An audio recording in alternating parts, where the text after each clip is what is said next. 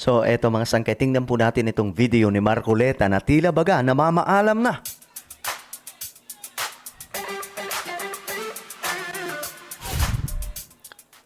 Okay, hello guys, what's up?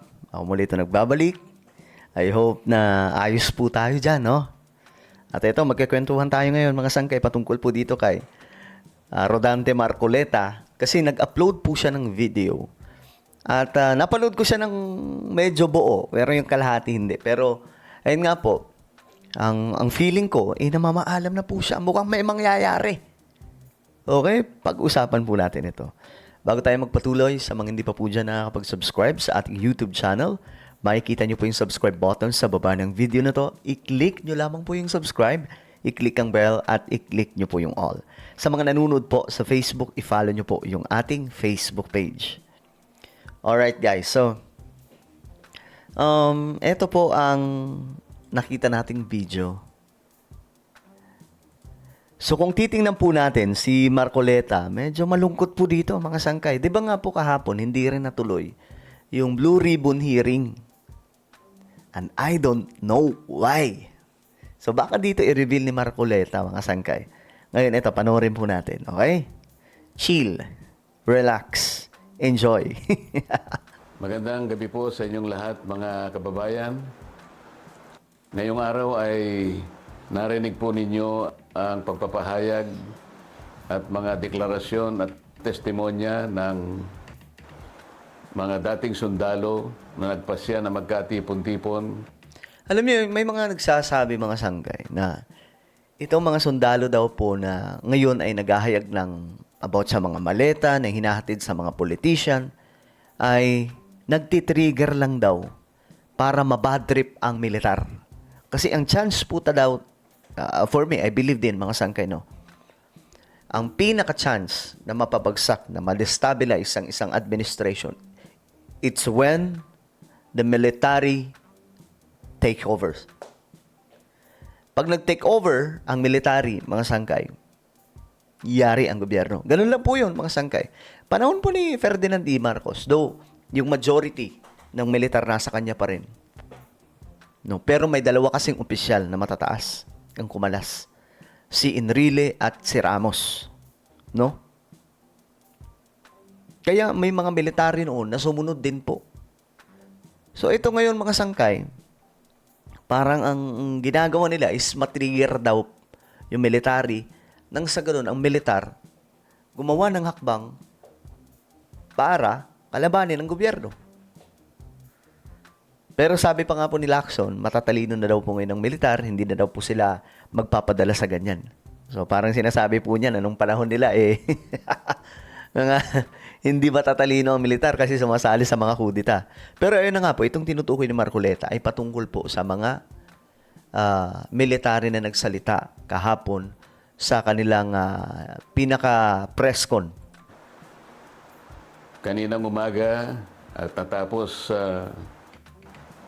kani-kanina lang tungkol sa maanomalyang flood control projects na napalooban ng maraming pagdi-deliver ng napakaraming mali-maletang salapi. Grabe, no? Alam niyo kung totoo yun? Ako naniniwala ako na sobrang lala po talaga ng korupsyon sa Pilipinas. Pero ang hindi ako makapaniwala, na hindi ko alam kung gaano katotoo ito, yung mga mali-maletang pera na hinahatid. May 30 million hinahatid sa isang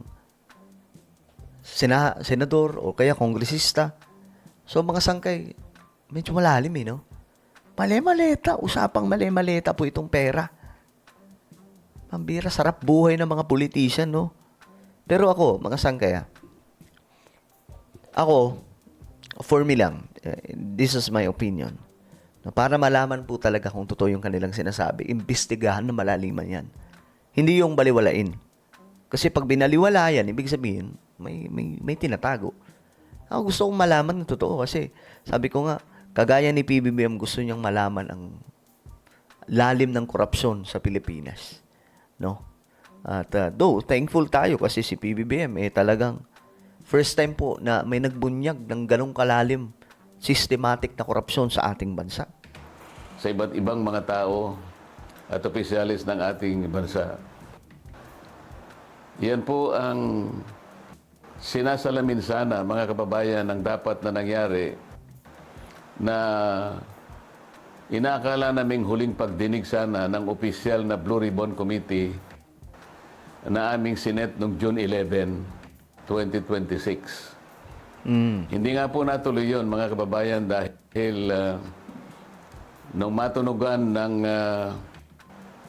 ibang mga kasama namin na kami magdadaos uli ng panghuling hearing na lang ng Blue Ribbon Committee, ay sinabi nila na mayroong security threat ang Senado at ang aming mga kawani ay sinabihan nila na mag-work from home na lang. Pero ginawa naman nila yun, di ba? Nung una mga sangkay, pinilit pa rin nila yun eh. Ewan ko ba't di nila ginawa ulit yun.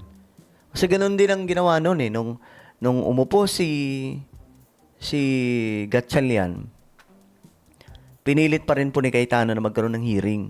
Sa loob ng Senado, though sinabi noon, work from home na po yun. Pero nakalusot pa rin po sila. Dahil po sa security threat at nagkaroon po ng napakaraming mga tanod sa Senado at wala naman po kaming magagamit na mga kawani, hindi po natuloy yung June 11 hearing na yon.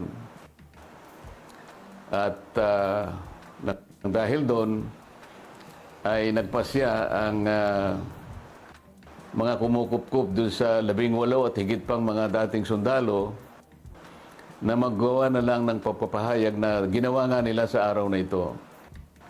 Yan pong mga narinig nyo sa araw na ito ay siyang dapat na marinig po ninyo sa isang pagdinig ng Blue Ribbon Committee na ang representasyong ito ay matagal na pong itinalaga ang kanyang kakayahan na siya ang manguna na matukoy po natin ang mga taong nasa likod ng napakamalaganap at napakamalaking nakawan sa salapi ng bayan na ganap po sa kasaysayan ng ating republika.